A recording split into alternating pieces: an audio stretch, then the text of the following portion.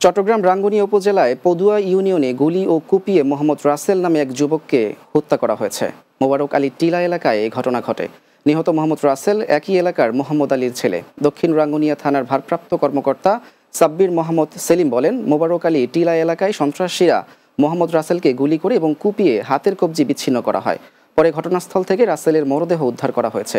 রাসেলের শরীরে বিভিন্ন স্থানে কুপিয়ে আঘাত করার চিহ্ন রয়েছে। হত্যায় জড়িতদের গ্রেপ্তারের অভিযান চলছে।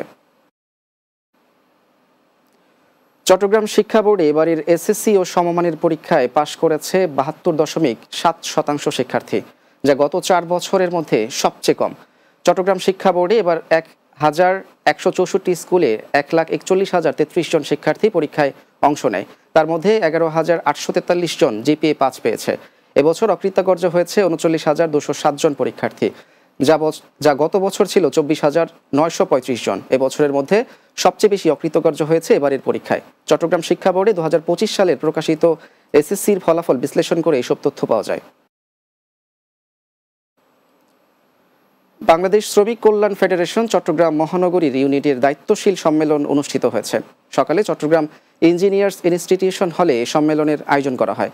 এতে প্রধান অতিথি ছিলেন বাংলাদেশ শ্রমিক কল্যাণ ফেডারেশনের কেন্দ্রীয় সভাপতি ও সাবেক সংসদ সদস্য আনম শামসুল ইসলাম, ফেডারেশনের কেন্দ্রীয় সহ সাধারণ সম্পাদক ও চট্টগ্রাম মহানগরীর সভাপতি SM লুৎফর রহমানের সভাপতিত্বে ফেডারেশনের চট্টগ্রাম মহানগরীর সাবেক সভাপতি অধ্যাপক আহসানুল্লাহ ভুইয়া, মহানগরীর প্রধান উপদেষ্টা পরিবেশবিদ নজরুল ইসলাম সহ অন্যান্যরা।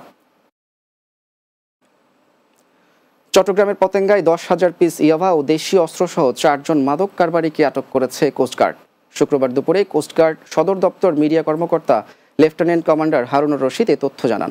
তিনি বলেন, গোপন সংবাদের ভিত্তিতে কোস্টগার্ড অভিযান পরিচালনা করে ৪ জন ব্যক্তিদের তল্লাশি করে ১০,০০০ পিস ইয়াবা ও ৪টি দেশীয় অস্ত্রসহ আটক করা হয়। আটকদের প্রাথমিক জিজ্ঞাসাবাদে জানা যায় তারা ইয়াবা ক্রয় বিক্রয়ের উদ্দেশ্যে ওই এলাকায় অবস্থান করছিল। চট্টগ্রামের পটিয়ায় ফাঁসিতে ঝুলে আত্মহত্যা করেছেন দক্ষিণ জেলা স্বেচ্ছাসেবক লীগের সদস্য ও পটিয়া উপজেলার শোভনদণ্ডী ইউপি সদস্য শমশেদ হিরো। শুক্রবার সকালে তার শয়নকক্ষ থেকে তার লাশ উদ্ধার করে পুলিশ। তিনি উপজেলার শোভনদণ্ডী ইউনিয়নের রশিদাবাদ গ্রামের বক্স আলী ফকির বাড়ির মৃত মোহাম্মদ শুকুর মেম্বারের ছেলে। তার এক ছেলে ও এক মেয়ে রয়েছে। এ ব্যাপারে পটিয়া থানার অফিসার ইনচার্জ মনিরুজ্জামান জানান, লাশ উদ্ধার করে চট্টগ্রাম মেডিকেল কলেজ হাসপাতালের মর্গে পাঠানো হয়েছে। ময়নাতদন্ত রিপোর্ট পেলে প্রকৃত ঘটনা জানা যাবে। শেষ করব দিনের বাংলা, তবে যাবার আগে সংবাদ শিরোনামগুলো জানিয়ে দিচ্ছি আরও একবার। বেড়িবাঁধ ভেঙে ফেনীর ৪ উপজেলার ১০৯টি গ্রাম প্লাবিত, চরম ভোগান্তিতে দুর্গত এলাকার মানুষ। দেশের চলমান সংকট নিরসনে নির্বাচনের কোনো বিকল্প নেই, মন্তব্য রিজভীর। ভোট ঠেকানোর ষড়যন্ত্র চলছে বললেন দুদু। টানা বৃষ্টির প্রভাব রাজধানীর বাজারে বেড়েছে মাছ, মুরগি ও কাঁচা মরিচের দাম।